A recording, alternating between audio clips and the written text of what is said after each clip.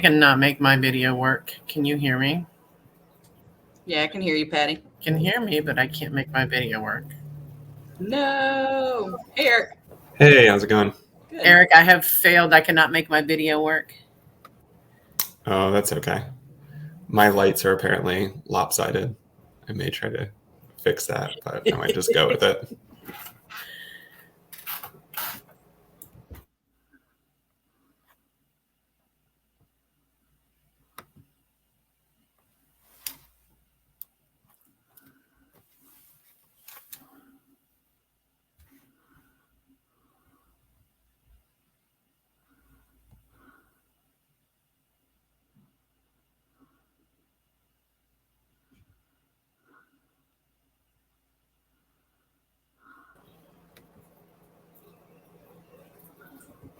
Afternoon. How are you?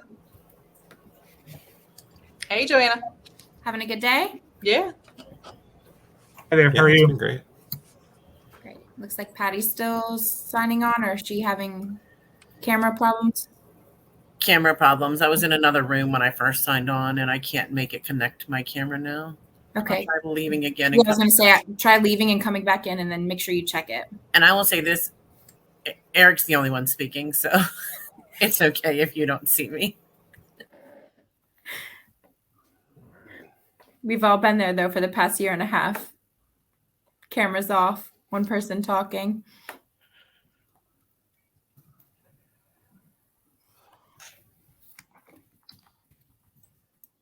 As whoever is presenting, though, you want to make sure you have access. Thanks. Go ahead and try sharing your screen.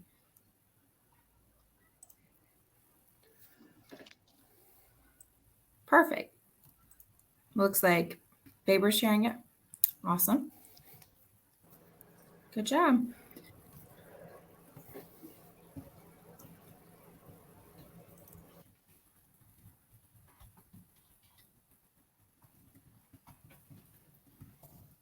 We'll give everyone 2 minutes. So first, I'll call it Baber's group, but sorry, she's kind of my favorite. We'll go first. And so I'll do your introduction, and then I'll set a timer for 20 minutes. And then we'll transition to the second group, and I'll again do introduction, and we'll do a timer for 20 minutes, and then we'll close out with questions at the end. All right. Sounds great. Have you all been able to attend other sessions? Great.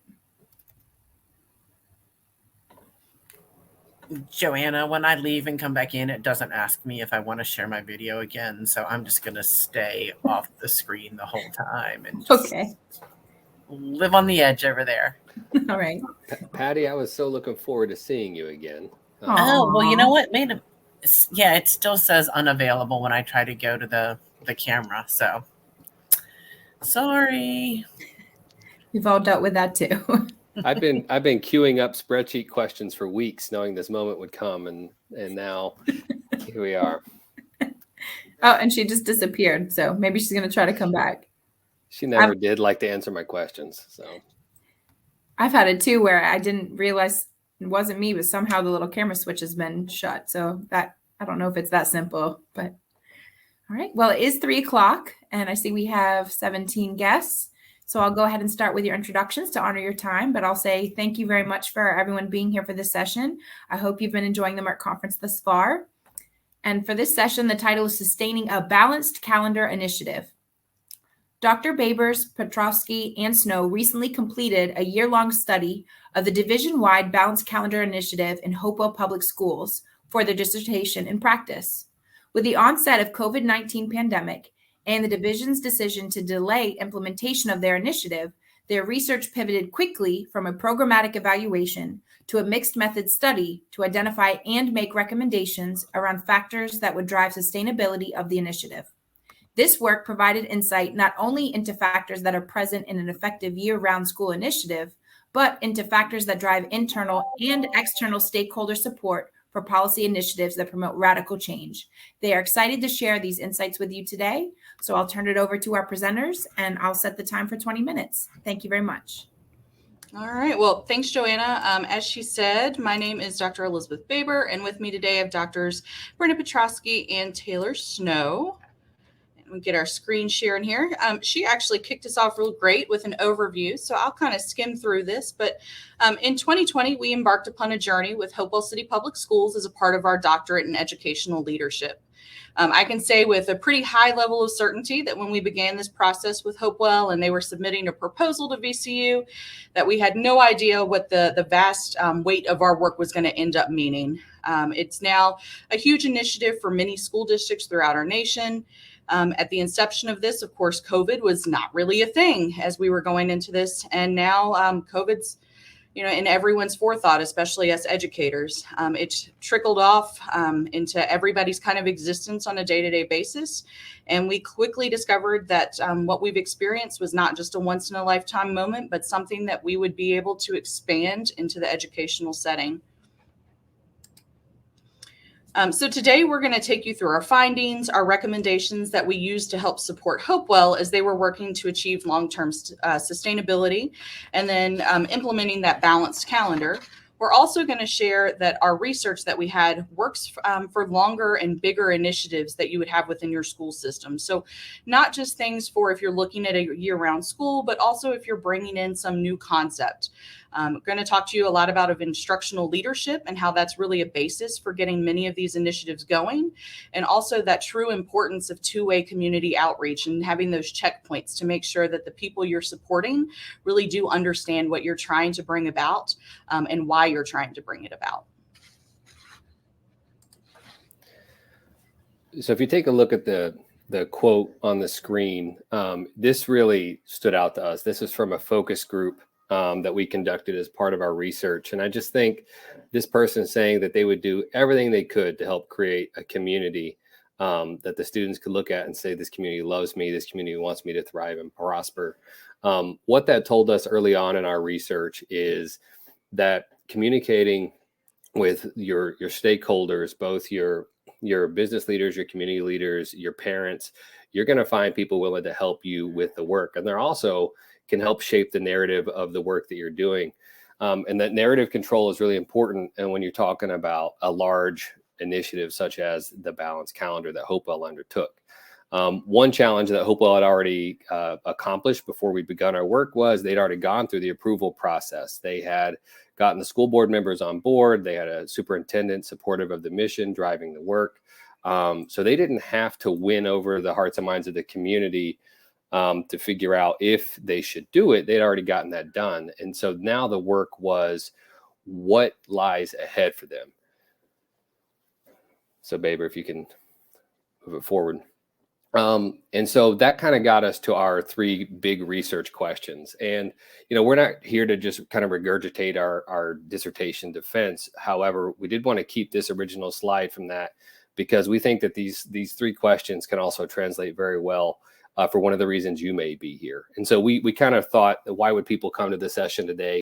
And it could be, we are all looking at balanced calendar initiatives. I know that, Richmond City explored that pretty quickly into the pandemic. They looked at that as a possible alternative. We're going to have massive amounts of learning loss from the pandemic and possibly even this year with quarantines. And so people are looking to recoup the time. But you might be here also not because of the balanced calendar initiative specifically, but you're going through some other seismic shift. And we think that these research questions translate to either one of those things. So we really want to emphasize looking at the sustainability of your change. And question 2 there about figuring out how your community can benefit, needing to be able to answer why the direction you're taking your school or your school division, why you're going to take them in the direction you're about to is very important. And so we strongly encourage that you guys do a root cause analysis, which is exactly what we did to kind of come up with these research questions. We did a root cause analysis on the hypothetical statement of Hopewell's balanced calendar failed. That's literally kind of where we started. And we decided to kind of go through our 5 whys protocol and a few other protocols to figure out why would this happen. And so a combination of our analysis led us to thinking that it would be about communication and buy-in to sustainability, or it would be that it didn't deliver on its results. And we had more confidence in the school division's ability to deliver a quality instructional program that led us down the pathway of taking a look at sustainability and the role that communication plays in that. And that leads us to our stakeholders. And so we had to figure out, when you're talking about sustainability, next slide, Elizabeth, that's, by the way, like the first time I've ever called Baber Elizabeth. So that was a little awkward for everybody on this who knows her. Sorry about that, Baber. The other part of this was making sure that we knew who the stakeholders were. And so in Hopewell's particular instance, because their balanced calendar clearly indicated that they needed community partnerships to really drive a lot of the work in their intercession model for their balanced calendar, that their business and leaders were a key component of this, but also their community leaders, parents, and their coordinator. And another reason why we needed to focus on who these stakeholders were was, even though you can find a fair amount of research on year-round schooling, is it effective? Is it not effective? Why they failed? What you really need to understand, what we found we had to understand, was why year-round schooling would or wouldn't fail for Hopewell in particular. Because schools are such a local thing, you really couldn't just read the research and come to a conclusion. And so for this, we really encourage anybody who's going to do anything large to really engage. And so we used a combination of surveys and focus groups and individual interviews with these leaders to find out what was really important to them and what they needed in order to continue to support and advance the work that Hopewell wanted. And so specifically, business partners and community leaders that participated in our focus groups were screaming for additional opportunities to not just to throw in their resources, but to also help support the work, to help decide what was valuable to move the issues forward. So one of the things that I just would want to emphasize for anybody is, please identify your stakeholders and engage them frequently and often.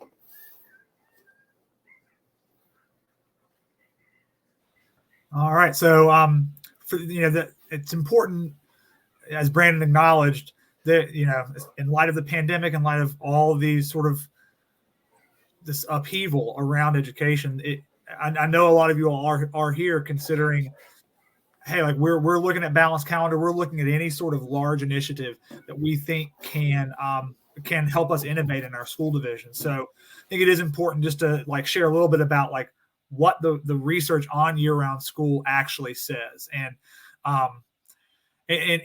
specifically around sustaining an initiative like year-round school. So in terms of sustainability, we use two models for sustaining public initiatives: the Harvard PELP framework for sustainability, and then Cotter's sustainable change model. Now, the reason we had to have sort of these conceptual frameworks in our work is because there is not a study about a sustained balanced calendar initiative. Maybe 10 years from now, a group of doctoral students will be writing that about Hopewell Public Schools, but that work just isn't there. So we had to kind of break down the problem into these constituent pieces. And what sustainable change research does indicate on every level, whether you're here considering balanced calendars or whether you're here considering some other sort of big change, is that the more complex your change is, the more complex sort of your network of stakeholders, both internal and external, will get. An initiative as big as year-round school, I mean, we talk to focus group people as varied from, and I'm not kidding, magicians to childcare providers to people working at Fort Lee. This is an entire community shift. So when that happens, sustainable change gets not only a little more difficult to secure, but a lot more difficult to that support rather is a lot more difficult to maintain over time, because you have these political winds that are affecting the system that might have nothing to do with the success or failures of your program. So that's something that's really important to consider. In terms of the data specifically on year-round schools, what does it indicate? Well, there are two sort of large meta-analyses that were conducted into the research on year-round school. And lucky for us, they were totally inconclusive. Did not point to sort of one very specific trend on whether it works in driving student outcomes or doesn't. But both of those meta-analyses acknowledged in that work that they didn't control for high quality instruction in doing that research. There weren't just enough data points to do that. And the authors of both of the meta-analyses that did have it did inform our work pretty heavily, indicated, at least anecdotally and with limited data, that when they controlled for high quality instruction and high quality instructional leadership in their balanced calendar initiatives, or in year-round schools generally, there were positive, measurable, sustained student impacts. So that's something that's important to acknowledge as well for those of you who are kind of considering kind of going on this journey.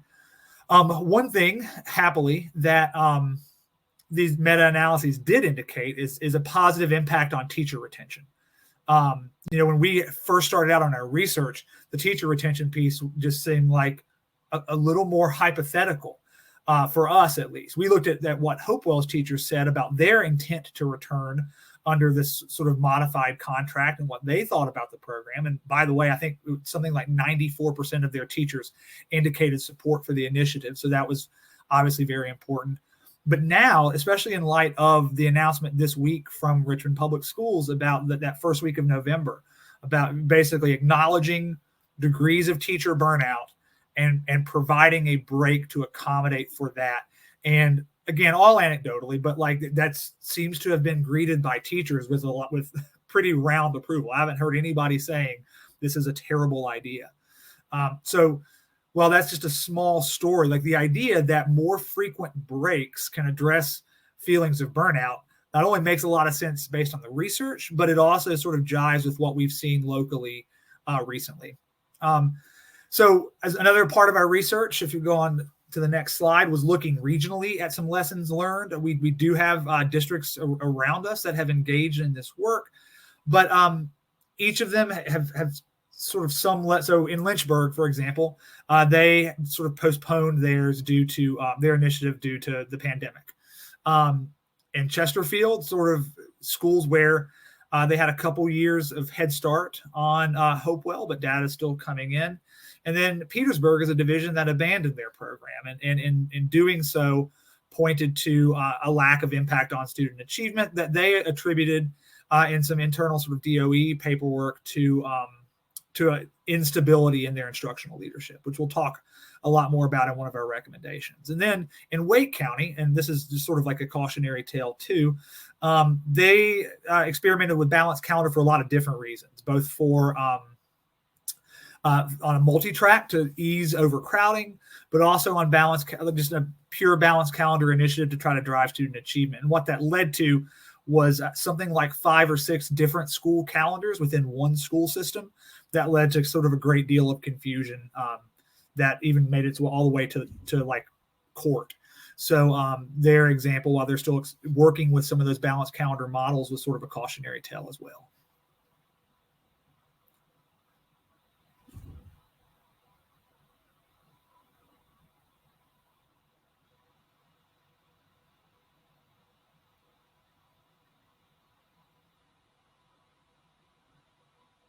Can't tell if Brandon is frozen there or not. It looks like he may. It does look like he's frozen. Okay. So, Baber, do you want to take this one or do you want me to dive into it? I think we can both speak to it. I would say it sort of leans in, so I'll start. And if you want to bounce in, we can make it work. Perfect. So one of the key things that we did as a part of our research was we worked with the community members in both focus groups and surveys and some one-on-one interviews to kind of get information back. And what we really found is shown in this infographic that we had here. While there was communication that was occurring, there wasn't a great level of understanding. And so really needing to make sure that there was frequent communication on where we are with balanced calendar, with implementation, and then getting that feedback to make sure that what was going out was actually jiving with their level of understanding. And this really, it works across the board with any initiatives we put out. Getting your parents on board, getting your students on board, your teachers on board, it's paramount whenever you're trying to bring about any type of new change. And you can really see this with the data that we collected specifically related to the balanced calendar. And the quote that we have here is from one of our focus groups that we went through with parents. So one one of the big problems is a communication issue. What does the balanced calendar mean? What is available? What are the schools doing? At this point, Hopewell had been talking about the balanced calendar for well over a year. They had done communication, and yet this is still a very direct, we don't get it. We don't know what's going on.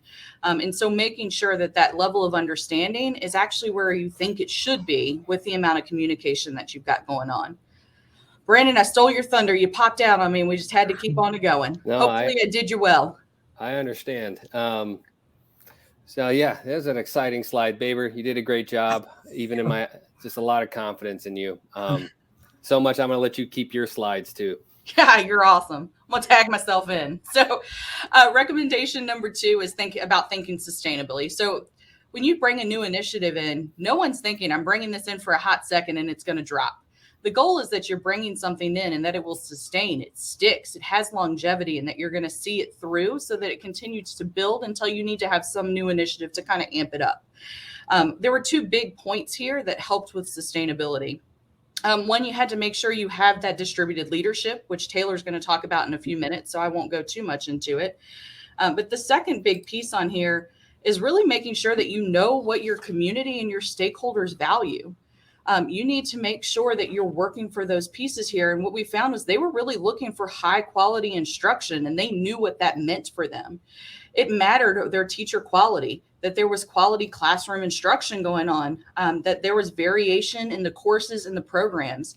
For the Hopewell community, it mattered that there were trades associated with the things that their students were learning. They wanted hands-on learning opportunities.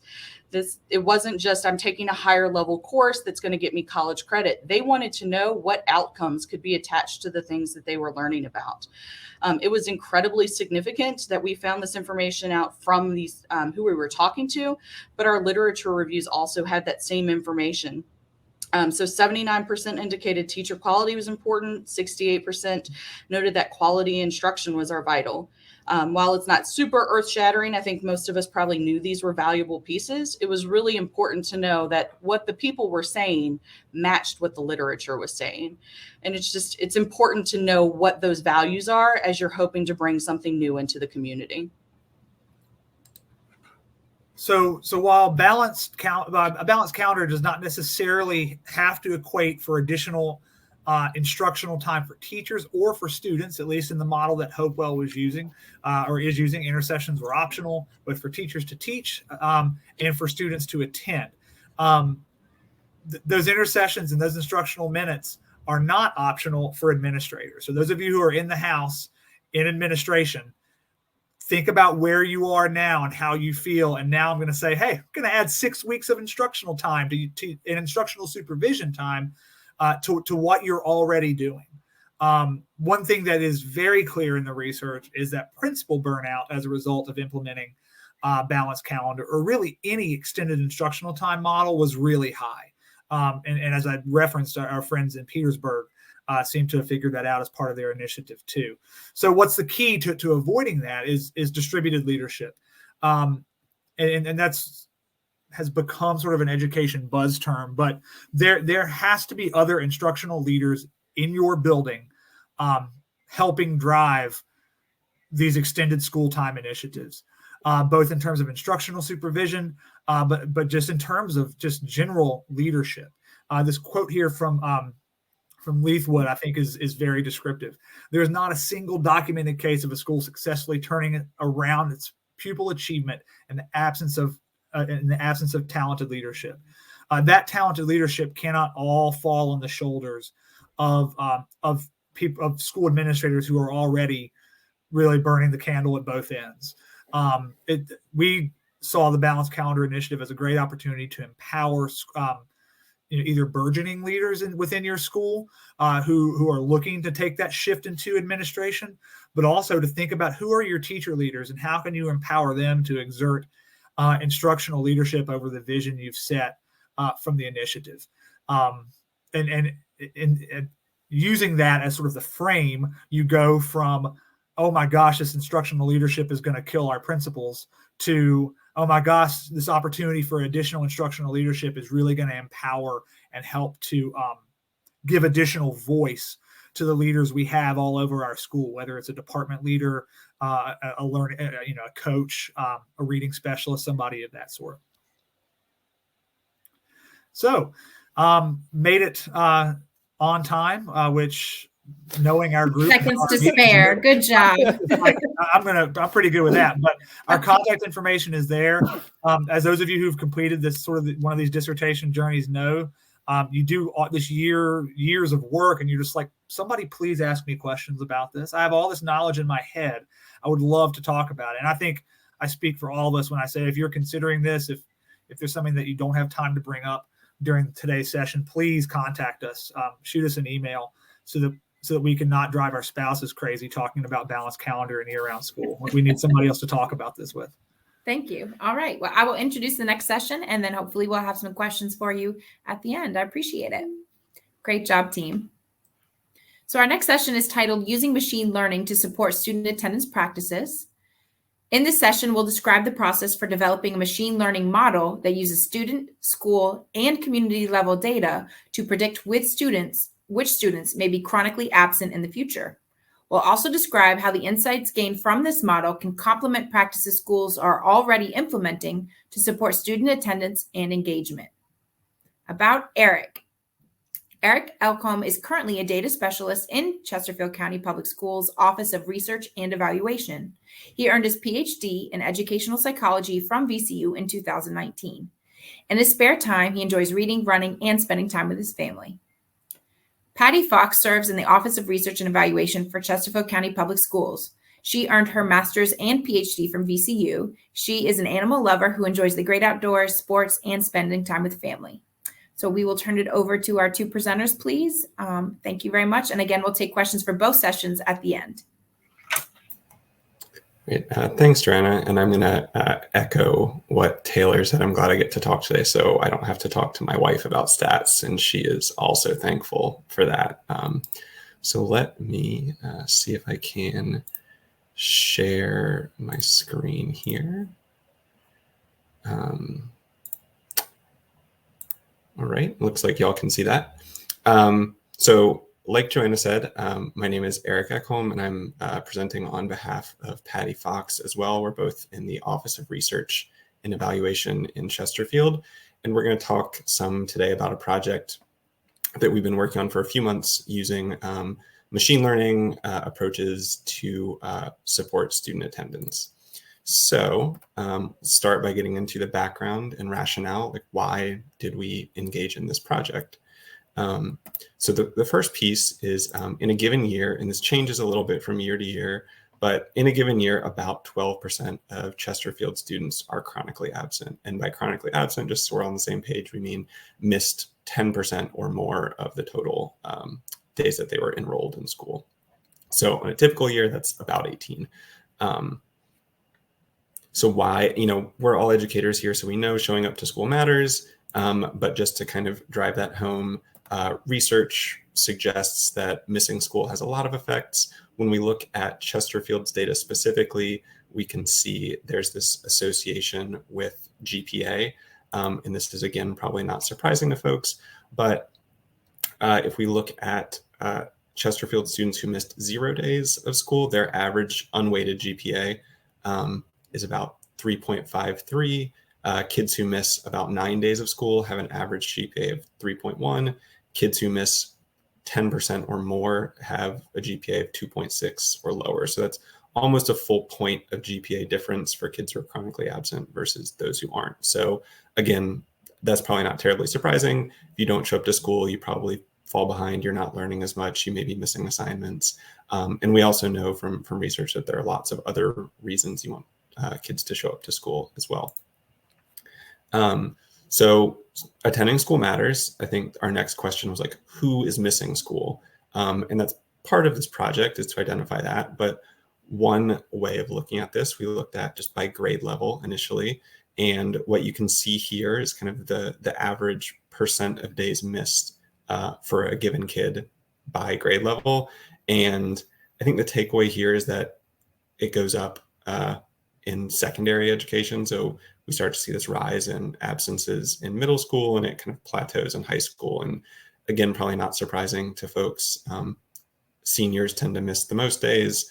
I know I missed most of my school day. I didn't miss most of my days when I was a senior, but more than I had in previous years. So the takeaway here from us again is like attending school matters. Our middle school and high school students are missing more days than other kids. So what can we do about this? So we worked with some other folks in the division, a lot of people in our social work team and our school attendance teams to think through practices that can support student attendance. And we made some revisions to those over the summer. And this model that we're going to talk about today is kind of one piece of that that is not certainly meant to replace other practices, but we hope can kind of complement things that are going on. By nature, a lot of attendance interventions are reactive, right? You do something if a kid misses 5 days, then you do something if a kid misses 10 days, et cetera, which is, I think, probably correct. The downside there is, again, it doesn't give you a great way to get ahead of that. We also know that once kids fall into the habit of missing school, it's harder to correct. Absenteeism is kind of self-reinforcing. And so we thought, if we can make this predictive model that can give us a sense ahead of time of which kids might be absent or might be chronically absent in the future, principals and other school leaders like school attendance teams might be able to think more proactively about what they're doing to engage those kids, before they miss much school at all. We had a principals meeting just a couple days ago, and one of the principals there had mentioned, I'm already like behind. I already have a lot of kids being absent. And I'm already like struggling to keep up with all of the interventions and paperwork and whatnot that goes along with that. So that was kind of our rationale for why we thought this could be helpful. So next I want to talk some about what goes into this and the development, and I'm going to try to keep it like very high level. I know not everyone is super into stats. If you are and want to talk more about it, I would love you to like message me at some point and I can nerd out with you. But again, I know there's a variety of people who attend this conference and they're not all super jazzed about stats. So very big picture. So when I say like a machine learning model, you might hear that called like AI. It's a statistical model. Very big picture. What the model is trying to do is answer this question, given what I know about a student this year, and what I know being kind of all the data that I have, what is the likelihood that they will be chronically absent next year, right? So to do that, we pulled a bunch of historical data from school years, from a handful of school years pre-COVID. We opted not to use COVID data because I think for a lot of reasons, things were different, both in terms of data quality and in terms of what the data actually represented. Then we used some machine learning techniques, and I'll leave it at that. Again, I'm happy to discuss more if you want, to identify patterns in the data. We tried out a few different approaches to help the model learn better. We interpreted those results, and I'll get into all of that shortly. And the key thing here is kind of once the model learns these patterns, I'm doing finger quotes, learns these patterns, you can then give it different data, and then it can say like, oh, I've already learned what will happen here, so I can tell you what I think this kid will be like in the future, right? So we teach it on this prior data, we give it 2020 data, and then it says, here's what I think is going to happen in 2021. So that's kind of the big picture approach. I want to talk a little bit more. So we said it learns patterns in the data. So what data did we give it? The short answer is a lot. I won't get into all of it, but kind of the categories of data or the different types were student demographic data. So those are kind of usual suspects: race, ethnicity, gender, English learner, if a student has an IEP, et cetera. We used academic achievement data, so GPA, SOL scores, course failures. We used course taking, so which classes did you take, which electives did you take, how many AP classes or advanced classes did you take. We use student geography, so we know where kids live, so we can turn that into longitude and latitude and get things like their neighborhoods and how close or far they live from the school they attend. We looked at mobility, like how long have you been in Chesterfield? How many different schools have you been in since you've been in Chesterfield? Are you moving around a lot? Are you relatively stable? School demographics, so just a rolled up version of student demographics, like percent students white, percent students in the school that are English learners, etc.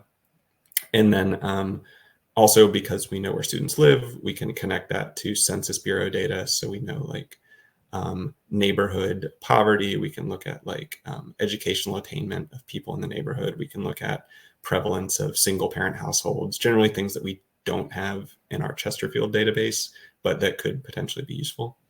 And overall, again, not to get into every little thing there, but that ended up giving us like 110-ish variables from 26,000 students to help, this model learn stuff. Next, this is probably the most technical slide here. I will summarize this by saying all these bullet points here are like things we did to help the model learn better. And I will leave it at that. And if people recognize some of these terms or have questions and want to talk about this, happy to do that. But again, these are all just ways to help this model learn better. The one I will elaborate on a little bit is that natural splines to transform longitude and latitude. And all that means is like, rather than thinking broadly east, west, north, south, it kind of draws little pockets to identify neighborhoods to give you kind of a more nuanced view of geography there. So that's, a kind of whirlwind of like why and how we did this. And so then I want to talk about like, what does this tell us? And the first piece here is kind of the accuracy. And the numbers here, I think, are useful, but what's more useful is, I think sometimes people hear buzz terms like AI, machine learning, whatever, and eyes glaze over or whatever. But it's math. It's not magic. It's wrong sometimes, hopefully not a lot, but like it's not right all the time. And so I think these numbers are mostly just to communicate that it's not perfect. I think it's good if you notice there, like when we tested this, it got the right answer 83% of the time. The true negative rate was 87%. So that means if a kid was not chronically absent, it got that right 87% of the time. The true positive rate was 53%, which seems low, but I think the comparison number to keep in mind there is 12%, which is like the baseline number for absenteeism. So it's considerably better than that, which is what you would get if you kind of just guessed. And the other thing I'll emphasize there is that, as we have some opportunities to improve this and gather more data, hopefully these will improve in the future. But that's kind of the bit there in terms of accuracy. Another thing that we get from this is it gives us some idea of which things are most related to absenteeism. And I won't read through all of this, but this bar chart is, each of the bars is like a variable in the model. And the coloring tells you red is negatively associated with absenteeism.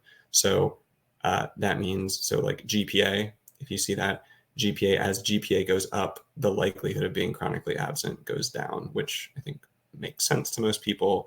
Conversely, the yellow bars are positively associated with chronic absenteeism, right? So as grade, meaning like 8th grade, 9th grade, 10th grade, 11th grade gets higher, the likelihood of being chronically absent goes up, right? Which matches kind of what we saw earlier.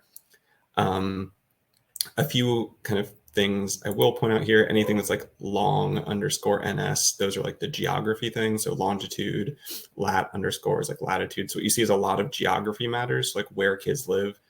Probably not surprising. Like people who've been in schools know that like the school is not one thing. There are different neighborhoods. There are different places it draws from that can differ quite a bit depending on your context. So where kids live seems to matter quite a bit. You can see anything that starts with took is like a course. So like kids who took CP as computer programming were less likely to be chronically absent. Kids who took DE dual enrollment courses were less likely to be chronically absent. et cetera. Kids who failed their math SOL were much more likely to be chronically absent. That's that SOL math other. And these are not all of the variables, certainly, but there's some, and happy to provide people with kind of all of them if they want and are interested, but I won't kind of belabor all of that here. And I'll return to this for one kind of final point later.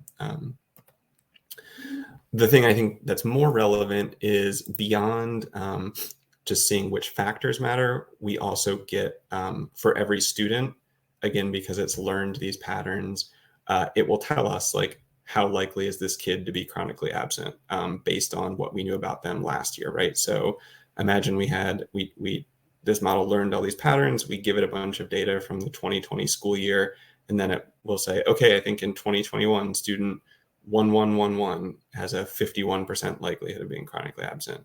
I think student 1112 has an 87% likelihood.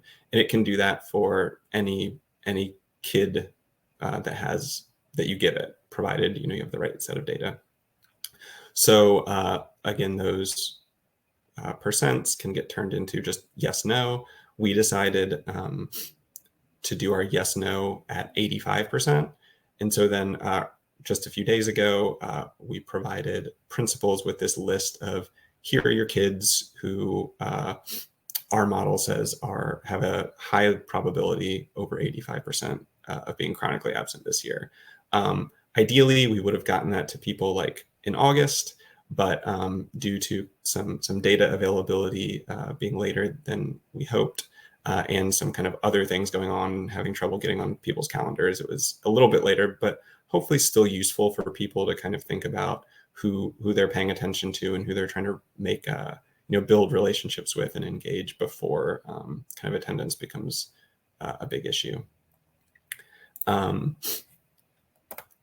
So in terms of takeaways, a few things that I'll highlight.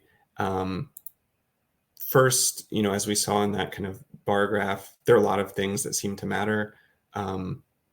Demographics play a role, geography plays a role, student achievement, course taking. There's not like one thing that's like, yeah, if we just zoom in on that, like that's what matters most in terms of student absenteeism, which I think is important. I know sometimes data can be overwhelming and people want to just look at one thing, but I think this emphasizes that there's a lot that goes on.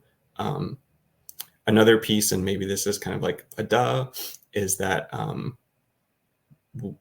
we found that this works. The model does a pretty good job predicting which kids will be absent ahead of time based on these tests. And so hopefully, if this is useful for folks in schools, something we can kind of continue doing and refining and hopefully getting out earlier and earlier each year.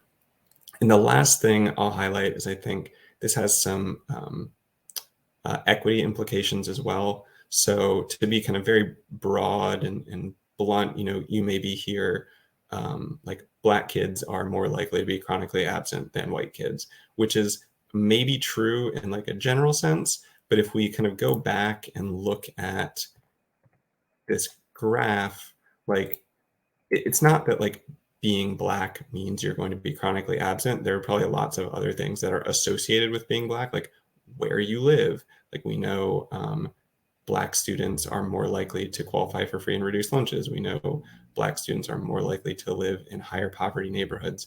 And so what you actually see here is like, if you look here, these are the top 30, like ethnic Black does not show up, but actually ethnic white does.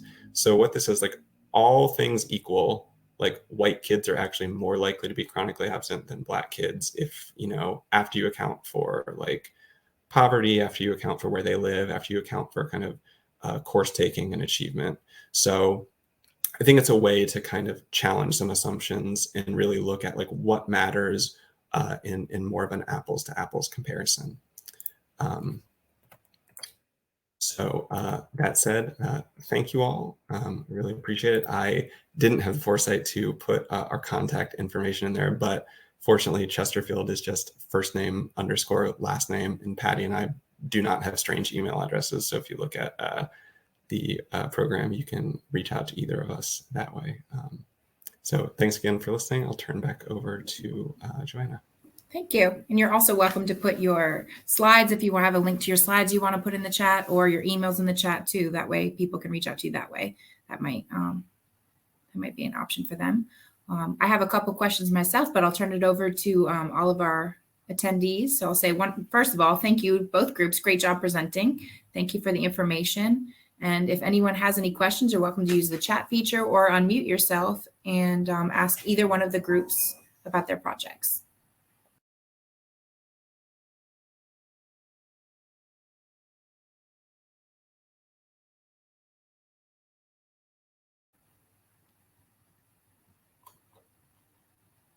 All right, I do see Karen said, thank you for doing all this amazing groundwork. Goochland has really benefited from your research. Thank you, Eric, for putting your slides in.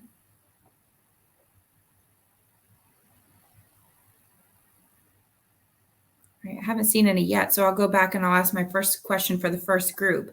So you mentioned burnout, which was actually a theme that came up in the first session that I facilitated this morning. And you said that the way that you kind of combated that was in distributed leadership. Can you be more specific about ways that you suggest to distribute leadership with the schools that you worked with in Hopewell, so that people might be more specific with going back to their own schools with a takeaway of how they combated teacher or principal burnout, please?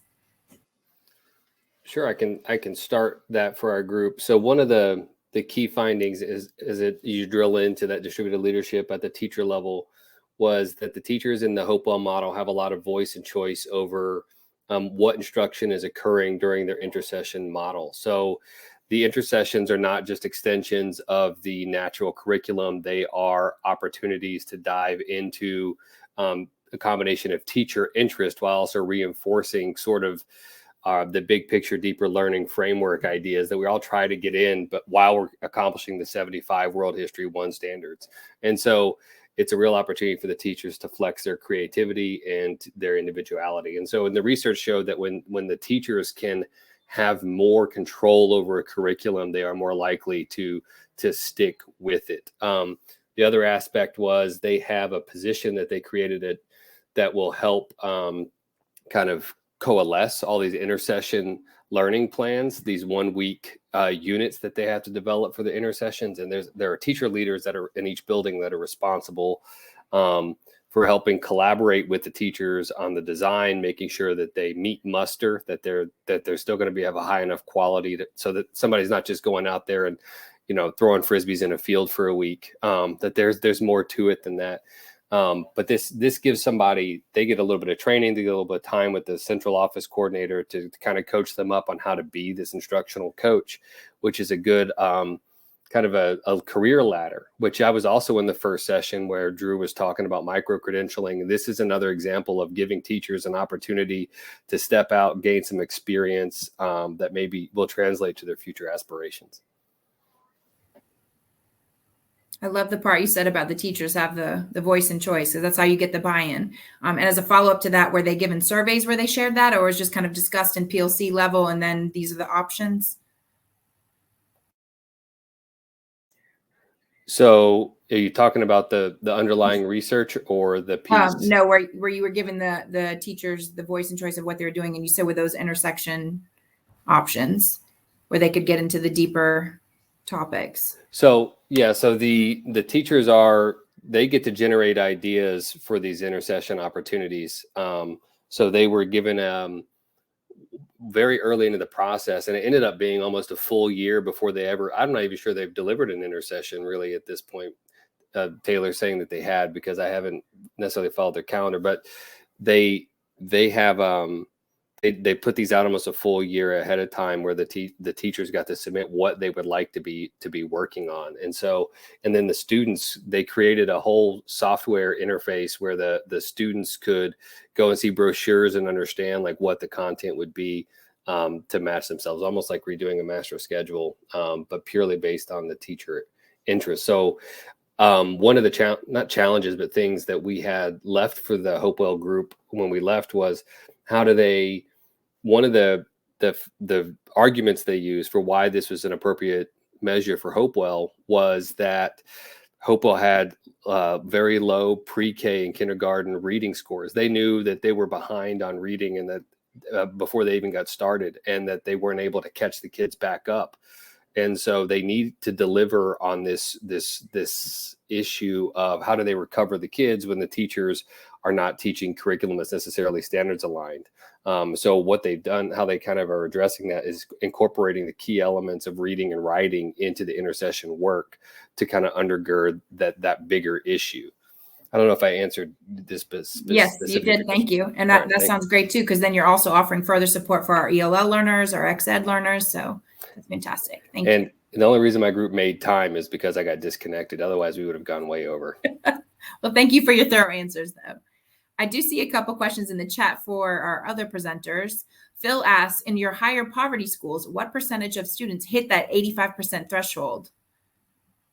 Yeah, so I don't know the percent offhand, but I was kind of gathering some of this data a couple of days ago. So it really depends by whether the school is like middle school or high school, kind of made a big difference. Because grade level was kind of associated with it. We saw high schools tended to have more kids absent than middle schools, plus high schools are just kind of bigger. But, one school had as few as 25, and that's a higher poverty school. And, the most was like 250. What we did for schools that had as many, that had that many was I sent to them, like, here are your top 50. If you want your whole list, I can send it to you. But I know for some folks that would be overwhelming. And it's hard to do much with such a big list. But some people may have wanted it. Thank you. And then Karen asks, courageous study on attendance. Education equity definition includes eliminating the predictability of student outcomes based on race, gender, zip code, ability, socioeconomic status, or languages spoken at home. How have you balanced the value of the data patterns with the importance of education equity work?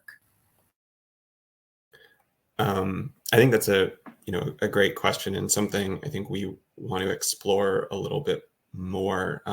We kind of just started rolling out some of the data to principals, and we haven't had a chance to talk to everyone about the equity considerations. I would love to get with Maya, who is our coordinator of equity for Chesterfield, and really think through what some of this can tell us about equity. I'm not, I've got kind of an understanding of what that work looks like, but she would really be the expert in connecting that to things that we're doing. And so I'd love to work with her and figure out kind of the best way forward with that. But we haven't kind of gone there yet. Okay, so great question that might help transition where your work goes to the next step. I had a question because I remember you making the statement that elementary was the least likely to have chronic absenteeism all the way up to high school. Was one of your data points that you considered in the predictability? You showed the bar graph showing things like language or where they lived. Was one of them your previous year, where if you were a previous year's chronically absent, did that make you more or less likely, especially with the transition from 5th to 6th grade, 6th to middle school and middle school to high school? Was that a factor you considered? Oh, you're muted. Oops. Okay. Sorry. I guess I was unmuted and then accidentally muted myself. No, that's a great question and something I meant to address. So typically that's something we would have looked at was, previous year's attendance. We didn't, just because like attendance last year when kids were virtual for a lot of the year just seems like it meant something very different than showing up to school. And that's also why we didn't include discipline, because like what it meant to, get a referral last year or not get a referral or not, be suspended was like very different than what that might mean in a different year. So moving forward, I think those are things we definitely will include depending on, if and how we continue with this. But just because the kind of COVID year was so strange for those two data points, I think especially we opted not to. Thank you for clarifying. All right. Does anyone else have any questions? You're welcome to unmute or you're welcome to use our chat. So can I ask a question of Eric, actually? Sure. So there's a certain fraction of students who will end up being chronically absent that your algorithm or machine learning thing doesn't catch. Will you use those results to try to find out what are some of the key markers that like somebody as basic as an assistant principal or even an attendance secretary could like raise the flag? So like, for example, somebody maybe had great attendance, but there's just a flag raised because they missed 3 days over X number of days. And like that this student like might begin chronic absenteeism behavior at a point in the year that would never flag them as chronically absent, but the behavior is still a problem. Like they won't miss 10% of the days, but they'll miss 15% of the upcoming days or something like that. Yeah, no, that's a great question. And this was, as I was kind of thinking about this, there are a lot of routes you can take. And so this initial version was just like, yes, no, will they or won't they?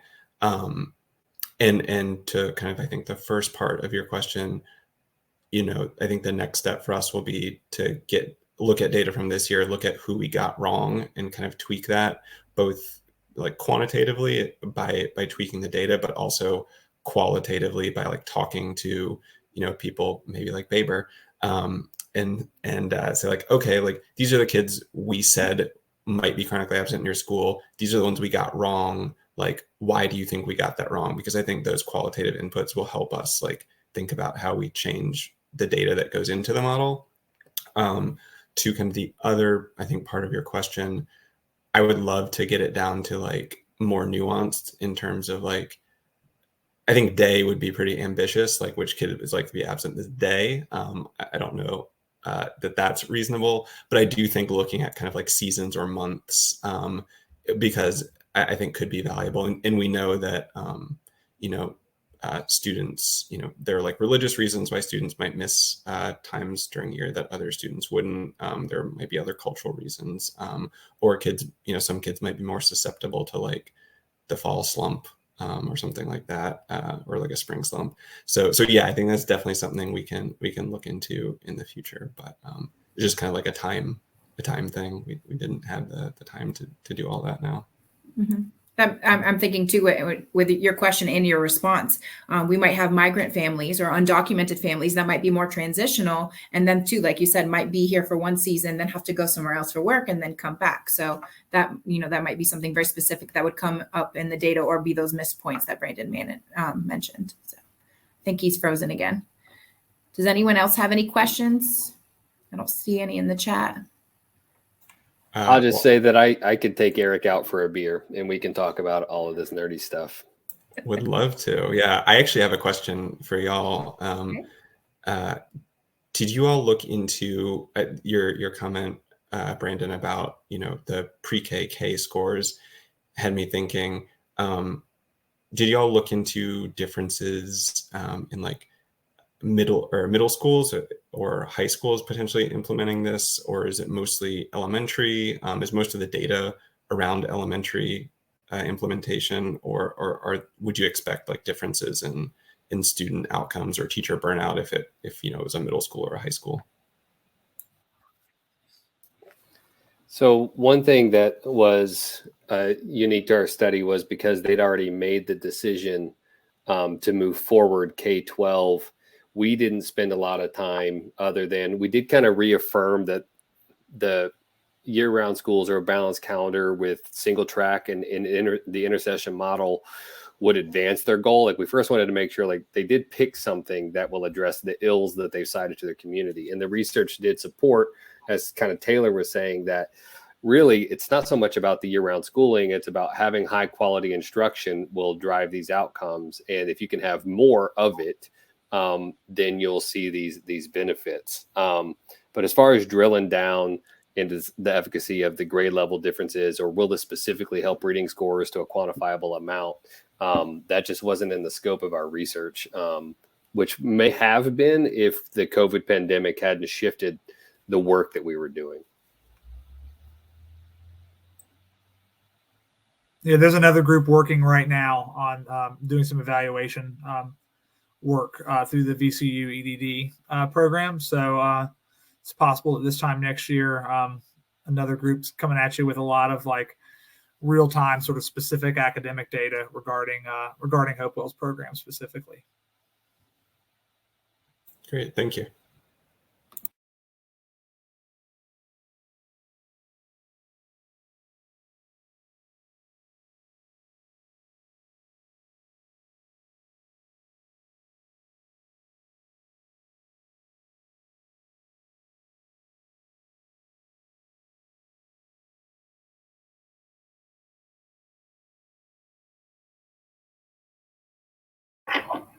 All right. I still don't see any additional questions in the chat. Again, one last chance if anyone wants to unmute or type one.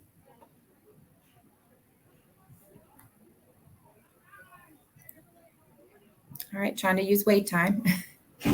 Oh, Patty's back. Well, I'm back, but not really. I just wanted to jump on and address the question about equity and predicting outcomes, because our intention was really not to predict outcomes, but more to, we know that one definition of equity is that students receive the resources that they need based on who they are.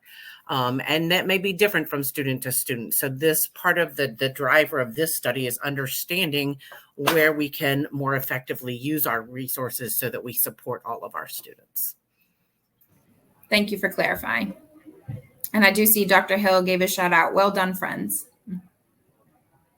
And Eric said, thanks, Patty.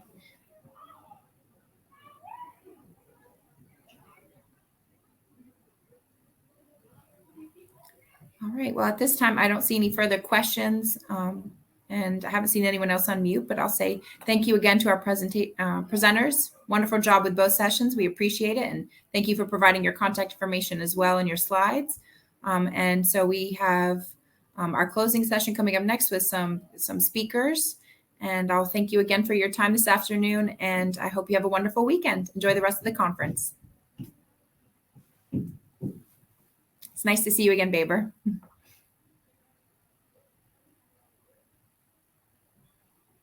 All right, Kim said you all did a great job using data to drive decisions. Well done. Both groups, I believe. Thank you very much.